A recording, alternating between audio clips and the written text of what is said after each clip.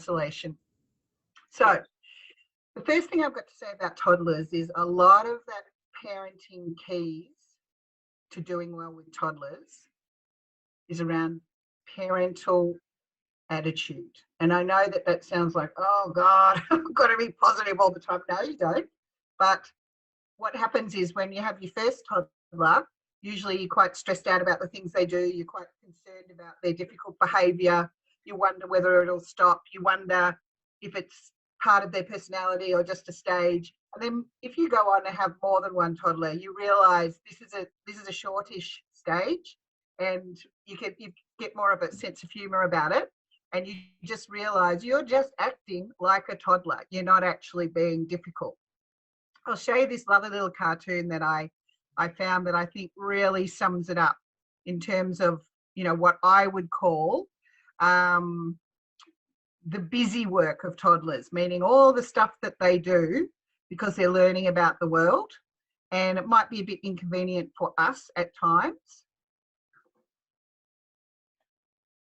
Sian, can you tell me, can you see this?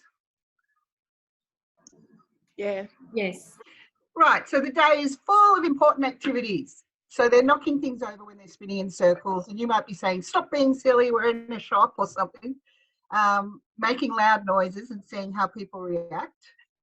Climbing all over the furniture. And I remember having a disagreement with my partner about that, because I wanted the kids to jump and play on the couch because it kept them occupied, and we just had couches from the op shop. And he was quite rightly saying, what happens if they go and do that at your mum's house? But actually toddlers learn pretty quickly that there are different rules in different places, thank goodness. Getting wet. I always laugh when I go down to Williamstown Beach because I live in Yarraville, quite close to there. And, you know, the parents will say, take off your shoes, you can put your little feet in the water, and then it's roll up your pants, and then it's take off your pants, and then it's like, oh God, why didn't I just strip them down straight away? Because they're going to push the boundaries and have a lot of fun with water. Being inappropriate with the animals, looking at things from different perspectives, running around with buckets and blankets on their head, smashing into things. And if you're stressed out by that and you go, oh, this is just really stopping me from doing what I need to do, then they can be really stressful to parents. But if you're delighted by that and you know that this is what they're doing in order to get to the next stage in their life, and that you can join in and be a bit playful as well as having to set boundaries, then it doesn't really feel so hard. And so that's what I'd say. You know, I think people who are quite laid back and a bit more chilled, they do tend to do a little bit better with toddlers. And if you're quite highly strung and you're easily annoyed and you don't really like noise, then this is going to be a difficult time for you. Sorry, I'm trying to get the slides up that I need. I won't be a moment. So maybe you could have a little chat with your partner about attitude and about when things can be delightful and when things can be annoying. And some of it's about your mood, isn't it? Because if you've slept well and, you know, you've been nice to each other as partners, then you're in a really good space to be nurturing and connecting with your child and enjoying their toddlerhood. And if you're really tired and you've got too much on and you're trying to juggle a whole lot of things as well as a very demanding toddler, then you're going to be quite stressed. I guess that's something to take into account. You know, often we'll say, oh, this child has been so challenging today, when actually you had a stressful day and the child was just being their normal self. What I'd like to have a think about is what we need to do as parents. So as parents, we've got a role, and that is to be, safety is always number one. So that's what does the harm when kids don't feel safe. So we have to provide a safe environment.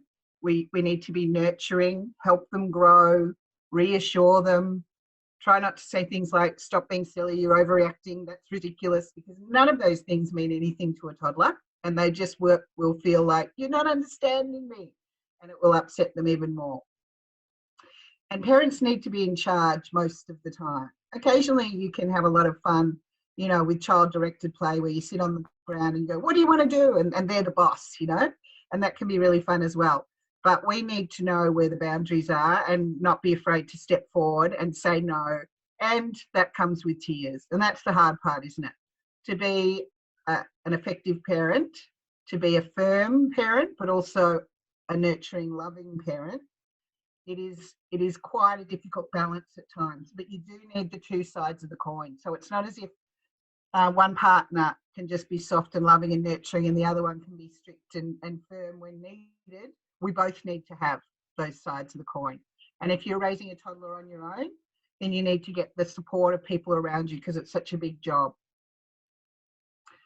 And we also need to be positive role models. That doesn't mean we need to be perfect by any stretch of the imagination, but we need to show them that we can work through things, we can talk about feelings, and we can cry, and we can be kind, and that we don't yell and scream and call people names and slam doors or push them around.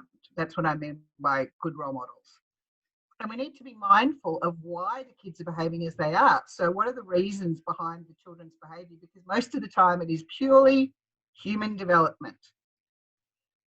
So to understand what kind of stage they're at is really helpful.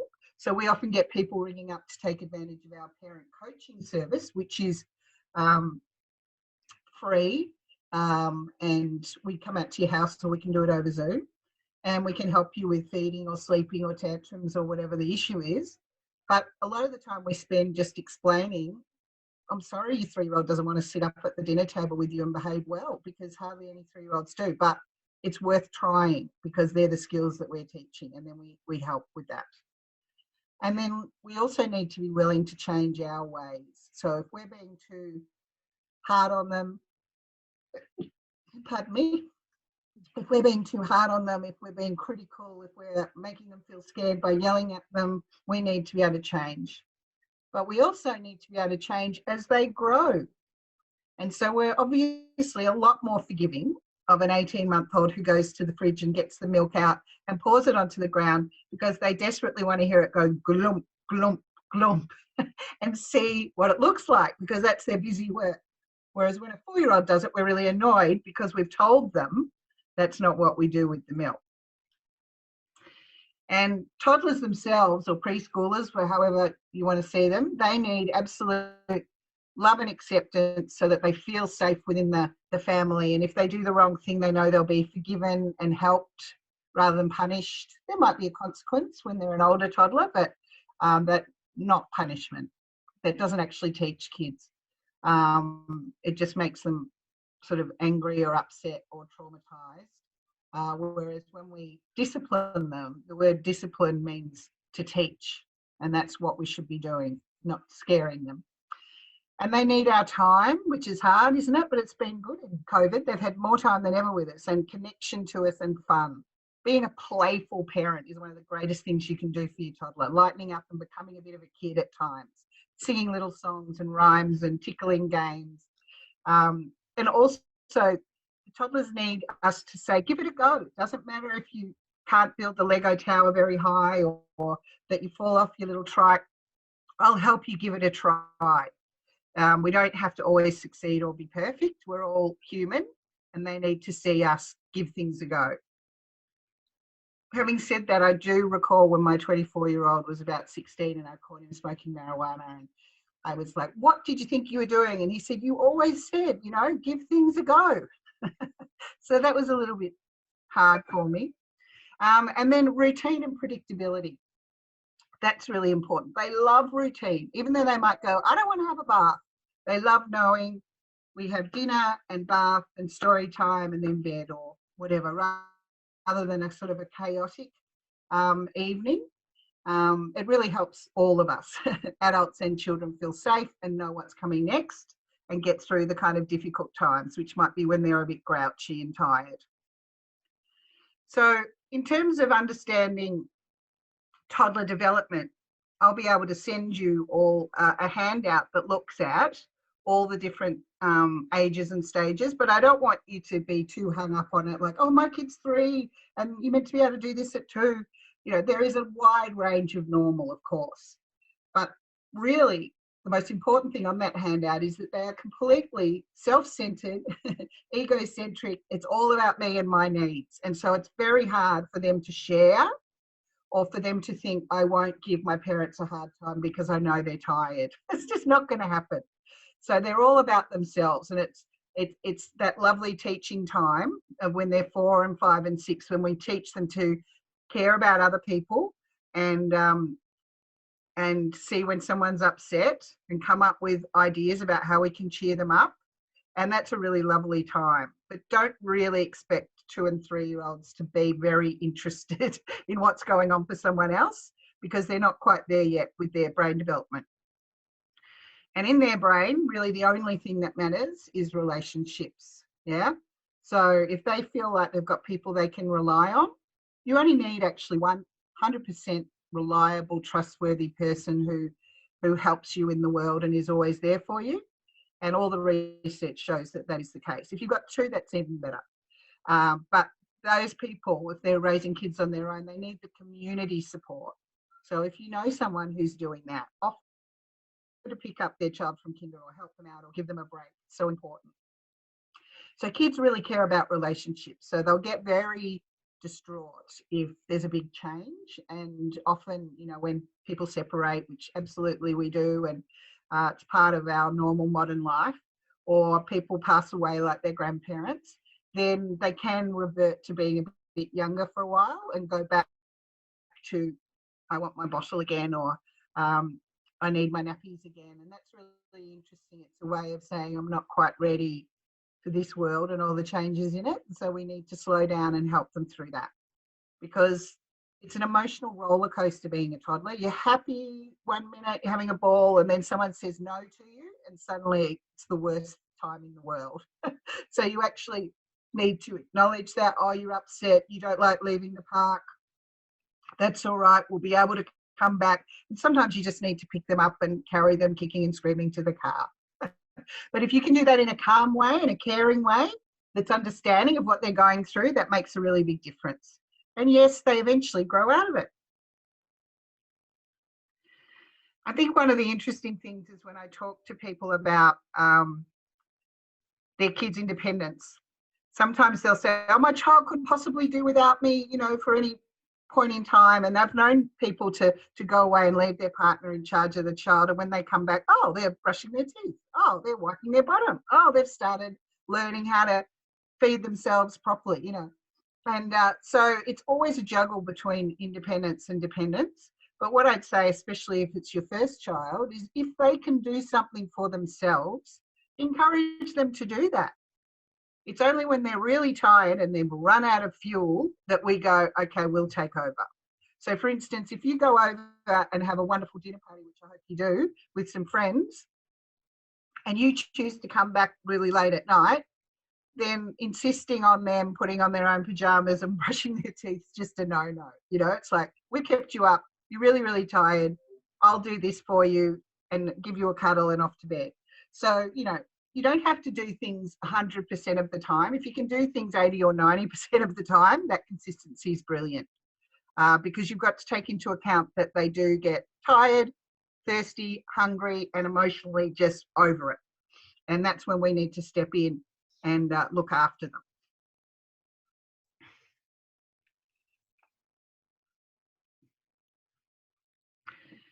The things that toddlers are enjoy is a really lovely gift that they kind of give us, which is this idea that we can enjoy music with them and dancing and laughing and making obstacle courses. They really love that.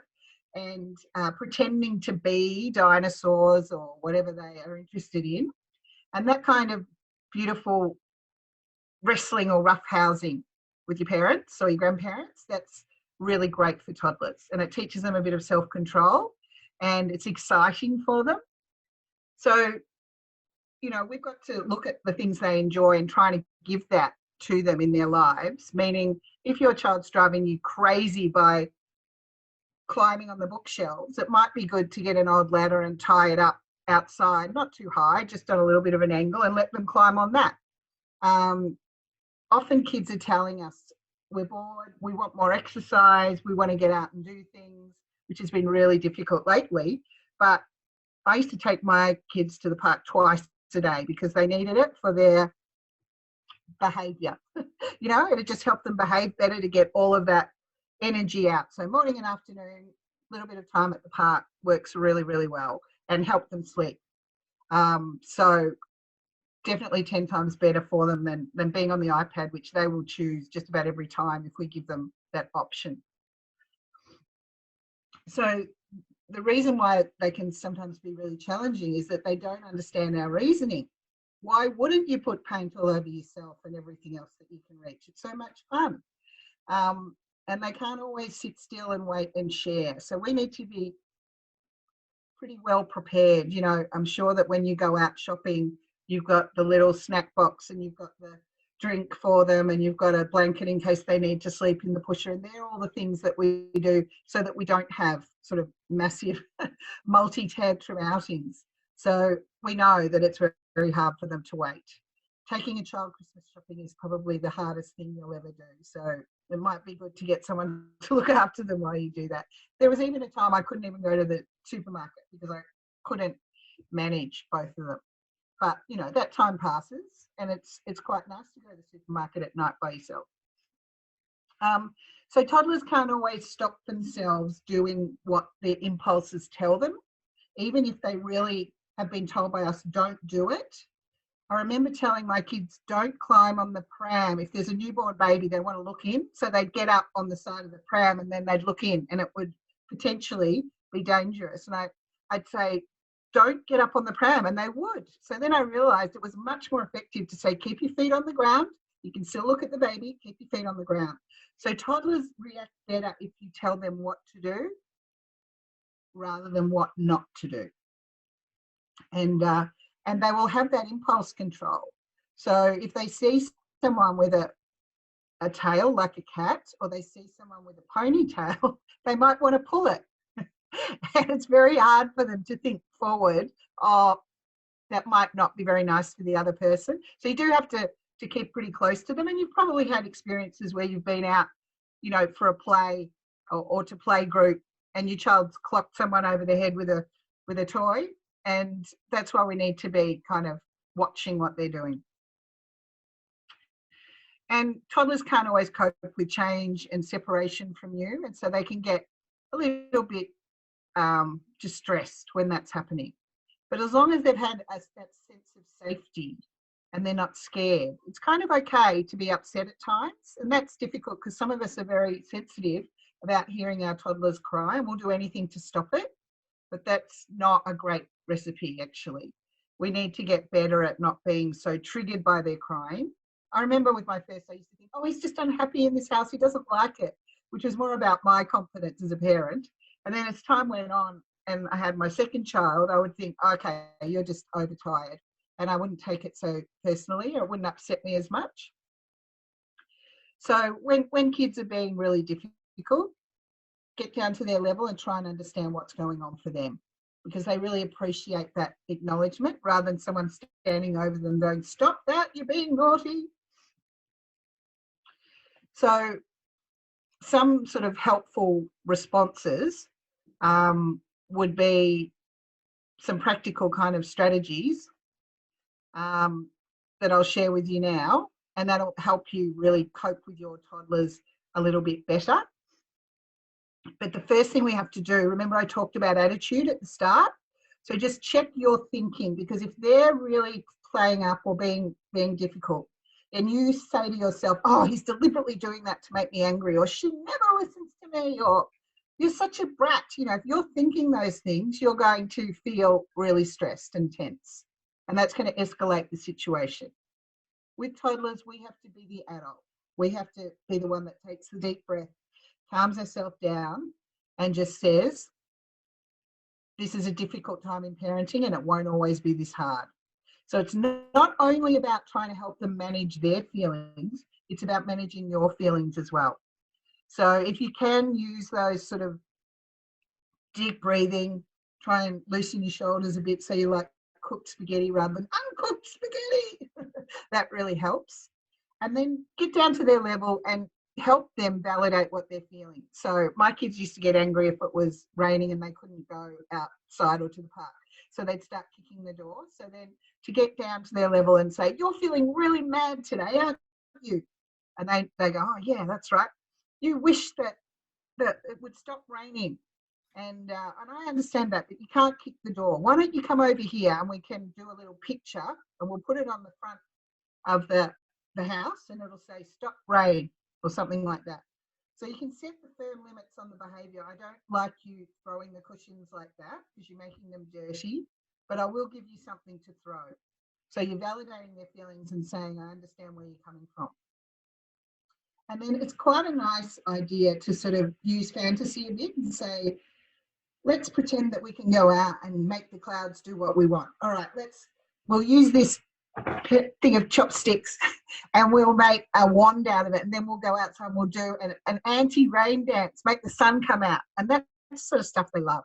If you can get into that playful mode and give into their wishes, like they'd say, I want every single transformer that's ever been made. You go, oh, darling, if we were really, really rich, I could go out and buy you every transformer that's ever been made, but we're not at that stage yet. But maybe if you become a really good cricket player, you'll be able to afford it. Would you like to go out and have 10 goes on the cricket bat? You know, I used to always put an amount because I didn't want to be doing something for an hour and a half. I just wanted to do it for a little while. So, you know, managing your feelings is about getting yourself in the space where you can be a supportive but firm, loving, playful parent. But you won't be able to be that 24/7 because we're all human. But that's what you're aiming for because it's most effective. So it's good to sort of choose your words carefully and give them information. So rather than saying, stop, oh my God, what are you doing? You're making this huge mess. Just to say, we're only playing with these toys today because we have to go out in half an hour to see grandma or whatever. And then in the afternoon, we're going to play with those toys. And they'll go, ah. And then we have to be strong enough to say, it's really important that you do what mummy asks you. I'll give you another example. When you say, would you like Vegemite or cheese sandwich? And they say cheese. And then you make it and you put it down. They go, I wanted Vegemite, which is just such a toddler thing. It's all about changing like the wind, you know, and it's all emotions. And also it's about a little bit of testing. How much authority and power have I actually got in this family? And they're always trying to work that out. And for us to say, well, you said cheese, so have a go at this, and then the next one we make you. Later on today, it'll be Vegemite. And they'll crack it, and you'll have to go off and do something else, and then come back when they've had a bit of a cry and give them big cuddles and say, why don't we do something else and distract them? And it's hard work. It's really hard work. And that's why getting that enjoyment yourself is important. And if you haven't had a bit of time on your own or something you like doing during the week, it's really hard for you to give to your child all the time. And so that's why people often say, I think I'll put them in, you know, neighbourhood house care or childcare or whatever for a period of time, even though I might not be working, because I need to refuel. And I absolutely support that. I think it's better to be a patient, good parent for a shorter amount of time than to pride yourself on no one looks after my child but me, but actually you're grumpy most of the time. Because they actually really enjoy usually being in those social situations and they learn heaps. So I've said about saying what you do want rather than what you don't want. So try and be a bit positive. So rather than you spilling your food, be, okay, keep your food in your bowl. That's right. Well done. You're doing well. So it's that kind of encouraging and cheerleading, I guess, for your child when they're doing the right thing, and a bit of a lesser response when they're doing the wrong thing. Because some kids just love any attention, whether it's positive or negative. So it's good to not overreact when they're doing something that you don't like. And don't say too much, because they will not listen to the lecture. And you're probably just saying it to make yourself feel better, but it's confusing for them. So be brief with what you're saying in terms of trying to give them directions, like it's time to put the shoes on now. And you might even be like a broken record until they do it. So you won't be led into other areas until the shoes are on. And joking about things, and let's pretend to be racing cars or rabbits or whatever to try and get them out of the house on time. And I used to sort of use that as soon as you've got your shoes on, I'm going to tell you a story about blah, blah, or I'm going to show you something. So I just used to use that a little bit just to motivate them. And the other thing is, for the ones that really like to be bossy and want to be in charge, it's good to actually give them some choices. So I used to say to my kids, it's, you know, do you want to have a bath? And they'd say no. And this would go on and on. And then I learned to say, it's time for your bath. Now, will you want your blue towel or your red towel? Do you want bubbles? No bubbles. Okay. You choose your favourite 4 toys from this box. And so they'd be so caught up in doing that, I'd get them into the bath. And then it'd be, okay, it's time to hop out. I don't want to hop out. Okay, well, I'm going to show you 2 books and you can choose your favourite one for us to read later. So, look, you have to keep a lot of energy going for all this, don't you? But it really helps them progress. And when you see them progressing and becoming a bit more compliant as they get through the 2s and 3s, and I think 4 is the most beautiful age ever. It's just really, really lovely. And it's rewarding because you can see all your work coming to fruition. Now, if they're really being very difficult, and I mean going around kicking people in the shins and slapping people and some of those sort of impulse control problems, then first it's about reminding them. Remember the rule, we're gentle with people, and that works better than don't hit. And then setting a limit. If I see that again, we'll have to go outside. We might not go home, but, you know, you're just taking them outside for a while, removing them from the exciting environment is what they don't like. So being a bit bored is actually a very good consequence. And then if it happens again, follow through. So you're not being nasty and furious and grabbing things out of their hand or yelling at them. You're being calm and kind, but really firm. No, I asked you to be gentle and you've just hurt Kristen again. So then you take their hand and drag them outside. Try and be gentle because you're meant to be modelling. But you need to get them out without an argument. And that's why toddlers are made small, so you can pick them up and you can take them outside, put them down, then kneel down. It's really important to be on their level and say, are you feeling a bit excited today, or have you been feeling angry, or do you feel a bit hungry? Do you think a snack would help? So you're trying to give them an out, you know, so that they go, yeah, that's what's happening. And that really helps. Sometimes the tantrums can go on for a long time, can't they? And maybe we'll talk about that during question time. But trying to hurry them along with a tantrum doesn't really work.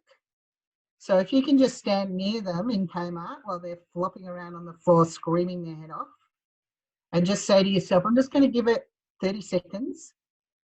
And you can often hear a bit of a come down as they realise, oh, this isn't going like I planned. And then you might lean over and say, when you're ready, you can stand up and I'll carry you out and we'll have a talk, or we'll have a cuddle, or whatever.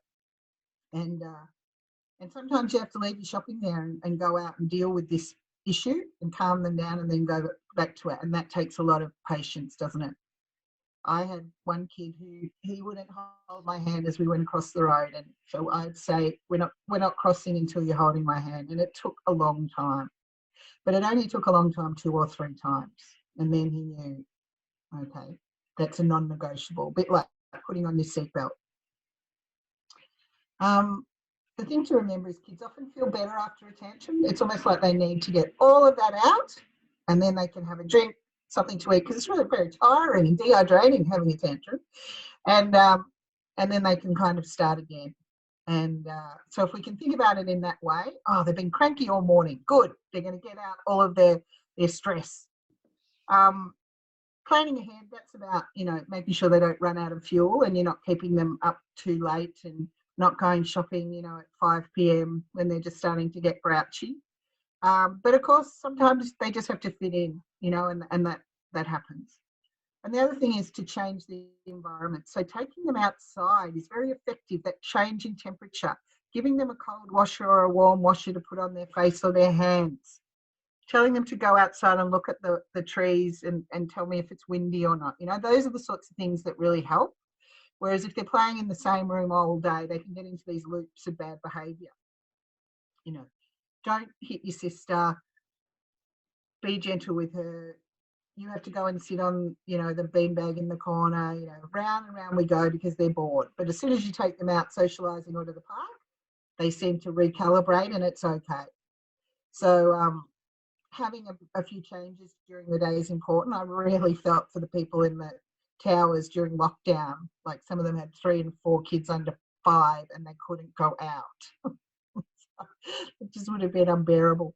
And then, look, I'm not going to preach about whether you should use time out or time in, which is the sort of sitting on your lap with their face towards you and their legs around here and just cuddling them while they're really angry and crying. And sometimes that can really calm them down. And other kids need to be left on their own to really thrash it out. Some kids need to wipe all the books off the shelves and throw their toys around. and so then we don't say anything about the mess. We go back in and go, are you ready now to start again? Come and give me a cuddle. I love you. What have we learnt? It's really important not to throw food or whatever the issue was. And then you go on in a positive way. And then later you say, oh, just before we go out, I think we better clean up this room together. And you go in and take the lead on it. And they'll do things really slowly usually. They'll pick up one toy for your 5 because that's what they're like. And if you can laugh at that would be a real plus. I'll send you that little video that I've got there because I think it'll play better than if I try and do it on the shared screen. Because it's really great to know that there's, I mean, Raising Children Network alone has hundreds of videos on all sorts of different aspects of child behaviour and what to do about it if they're hitting you or they won't go to sleep or all of those things. So there's lots of resources out there. So remember Raising Children Network, but also at Drummond Street Services, we've got lots of free parent coaching and help for you as well if you want what sort of more one-on-one. All right, so just talking a little bit more about tantrums, you know, it's just kind of an unplanned expression of anger and frustration, and there's physical outbursts often, you know, the good old banging your head on the floor, verbal outbursts, they might stomp their feet, and like it's just really common between about 2 and 4. And for some kids it's daily or 3 times a day. I think they all go through a bit of a stage where everything's just setting them off. And then a few weeks later, it's reduced. But I think, remember that they can't express everything in words yet. They don't understand the concepts and they don't have the exact terms. So the prefrontal cortex of their brain, you know, regulates their emotions and their social behaviour. And so that's not really going to develop till they're about 4. And before then, they're not going to have a lot of self-control. So just try and, as I said, avoid by knowing the triggers. And they really don't realise when they're thirsty and hungry for a while. So that's a real trigger. And then try and distract them or divert them or sing to them. That's a really good way. So if they're whinging in the supermarket, you can lift them up and carry them and sing to them. I wonder if you can find a red box on this shelf. Well done. And just, you know, try and get through that way. And just stay calm, be around. This, you know, you don't have to stay right next to them, but in public, I think it's a good idea. Whereas at home, you might go, I'm going to be in the kitchen and I'm going to come back and check on you. And they don't like that. They'll often get up and run after you. You go, look, are you ready for a cuddle? And sometimes they just go, no, I hate you, and all sorts of things. But you've just got to be giving them the power to say, it's over. It's over now and we can make up. Because if you keep trying to push them to make up when they're not ready, they'll push you away and it makes the tantrum go on for longer, I think. Reasoning with them, not really working because they're screaming and crying and they only care about what they're feeling at that time. So just trying to be firm but kind. It's hard. It's a really hard one. And these tantrums come back when they're about 14 or 15. They look a bit different, but they're the same. And not getting too angry with them about food. I mean, they're at certain developmental stages where they're very picky about food, and you can be lucky and have a kid that just eats tomatoes, lettuce. I would love that. Or you can have one of those children that only likes white food, you know.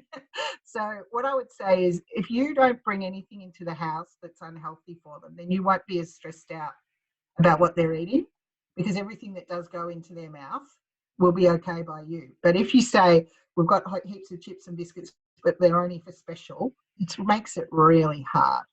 So I think my kids lived on bananas and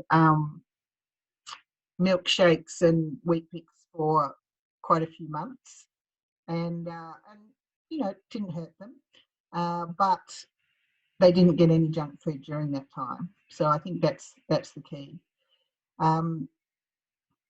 They do say that you can't force children to eat or sleep or go to the toilet in the way you want them to. So that's where they get their power. They go, right, this is where I can hold my own in this relationship.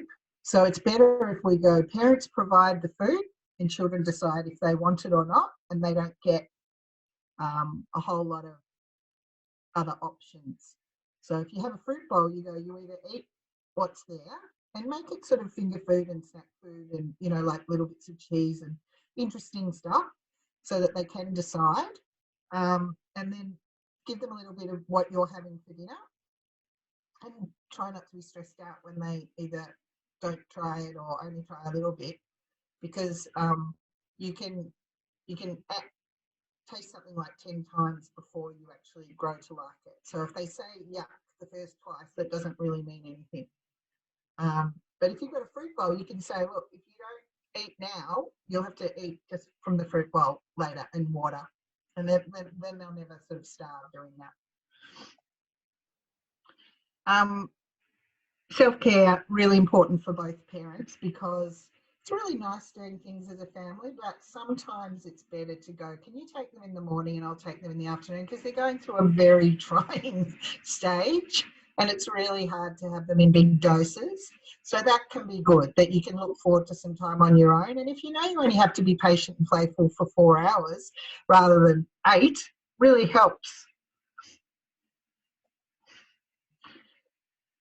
If you look up Drummond Street services where I work, you will see that, in fact, we have a whole lot of free events. In fact, we've got a lovely one coming up called Pet Show for Kids. And if your child has a cat or a dog or a bird or whatever, and they're able to talk, then they get a turn to introduce their animal on Zoom, and they can answer questions like, what sort of adventures does your animal go on, and if your animal was a superhero, who would they be? So really good for 4-year-olds and up. Or the parents can do it and the 3-year-old can sit and watch, which is really fun too. So that's just one of a lot of free stuff that we've got going on. And we also have people who specialise in helping kids with emotional regulation, which I guess is turning down the volume on the huge feelings, you know. So if they're getting into a bit of trouble at childcare or kinder because they're having, you know, aggressive sort of outbursts or whatever, that is a really good thing to try. And we draw little pictures of volcanoes and teach them about how they're feeling, you know. And connecting with your kids' feeling is such an important part of bringing up toddlers, to let them know that it's not just good and bad, that you can feel a little bit tired or a bit jealous, or you can feel a bit scared, and that's okay, because you can just talk about those feelings and we'll gradually we'll teach you how to manage them. So